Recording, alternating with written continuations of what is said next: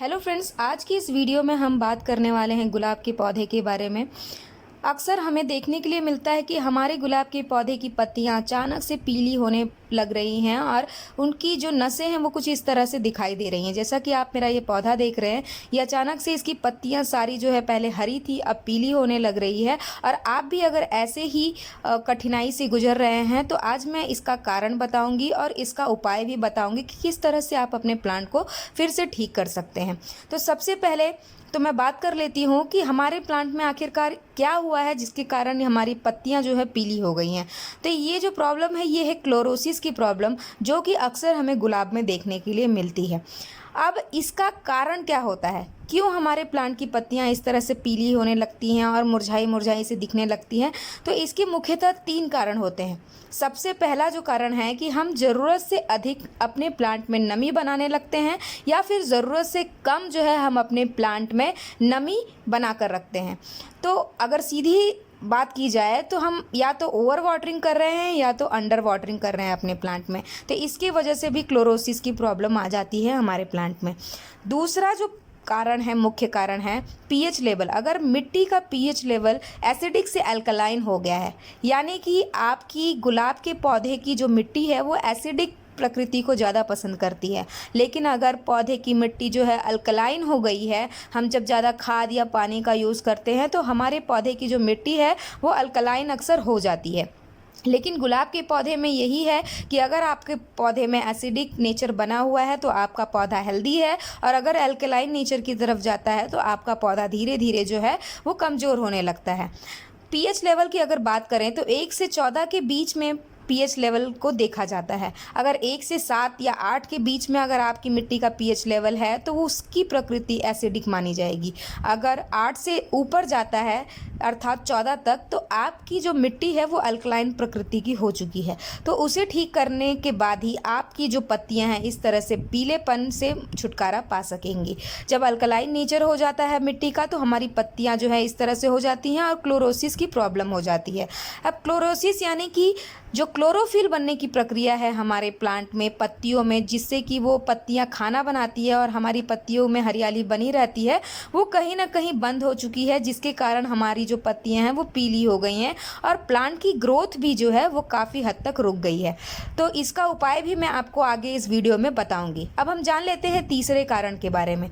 तीसरा कारण हो सकता है क्लोरोसिस होने का कि आपके प्लांट में आयरन और जिंक की कमी है। आयरन और जिंक की कमी के कारण भी जो हमारे प्लांट की पत्तियां हैं वो पीली होने लगती हैं और उसकी नसें कुछ इस तरह से दिखाई देने लगती हैं।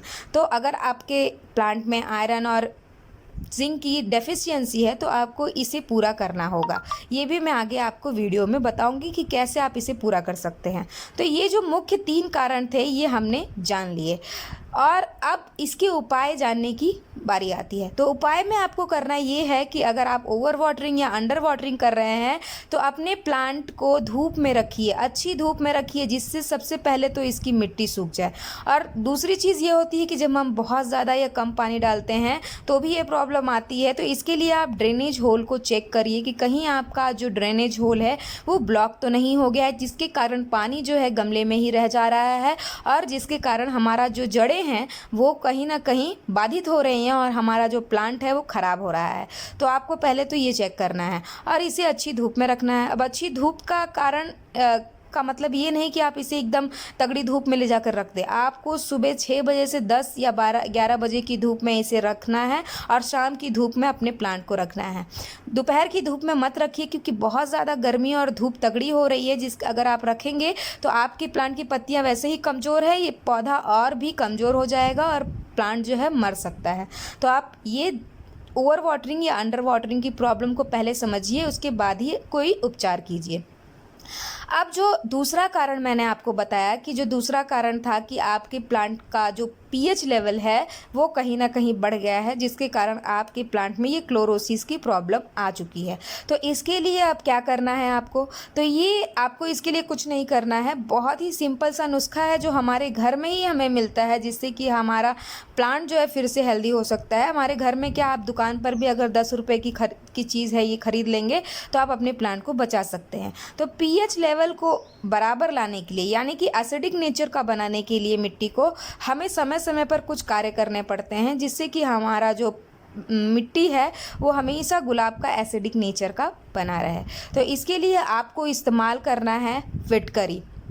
फिटकरी जो है ये इतना छोटा सा फिटकरी आपके प्लांट को फिर से बचा सकेगा अगर आप इसका उपाय करते हैं। तो इसको यूज़ कैसे करना है, आपको इसे यूज़ करने के लिए 1 ग्राम फिटकरी, ज़्यादा नहीं, 1 ग्राम फिटकरी 1 लीटर पानी में मिलाना है और आपको इसे अपने प्लांट में डाल देना है, प्लांट की मिट्टी में डाल देना है, जिससे कि अगर हमारी मिट्टी जो है अल्कलाइन हो चुकी है तो वो फिर से अपने नेचुरल पीएच लेवल पर आ जाएगी और आपका जो गुलाब का पौधा में जो ये क्रोलोसिस की प्रॉब्लम हुई है वो जो है कम होने लगेगी।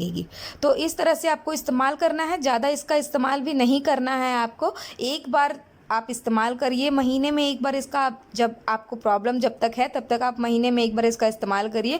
मैं ऑलरेडी अपने प्लांट में इसका इस्तेमाल कर चुकी हूँ 2 दिन पहले, इसलिए मैं वापस से इसे नहीं डाल रही हूँ। अदरवाइज़ मैं आपको इसमें डालकर दिखाती कि इसका इस्तेमाल कैसे करना है। तो आपको ये जो फिटकरी है आपके जो मिट्टी की पीएच लेवल है उसको फिर से एसिडिक बनाएगा और आपके प्लांट में ये जो प्रॉब्लम है वो कहीं ना कहीं कम हो जाएगी।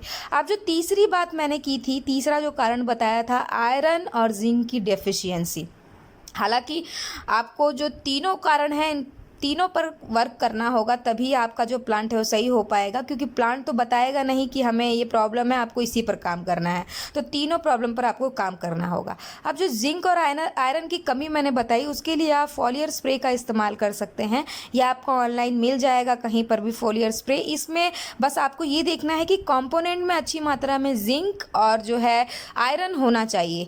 ये जो बॉटल मैंने ख़रीदा है इसमें अच्छी मात्रा में जिंक और आयरन की मात्रा है, इसमें बोरोन और मैग्नीशियम भी है जो कि हमारे प्लांट के लिए ज़रूरी होता है।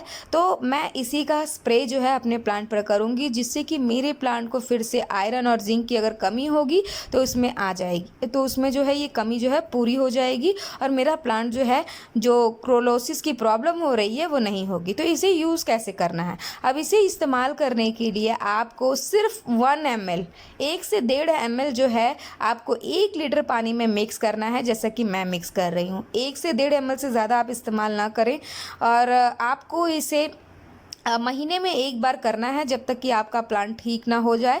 और ऐसा नहीं कि दोनों जो प्रक्रियाएं मैंने बताई आपको साथ में ही कर देनी है, आप 3-4 दिन का गैप रखिए, उसके बाद ही करिए। अब देखिए इसमें मैंने ले लिया है 1 से 1.5 ml और इसे मैं 1 लीटर पानी में मिक्स कर रही हूँ और इसे मैं अपने प्लांट पर स्प्रे करूँगी ताकि मैं अपने प्लांट को फिर से ठीक कर सकूँ।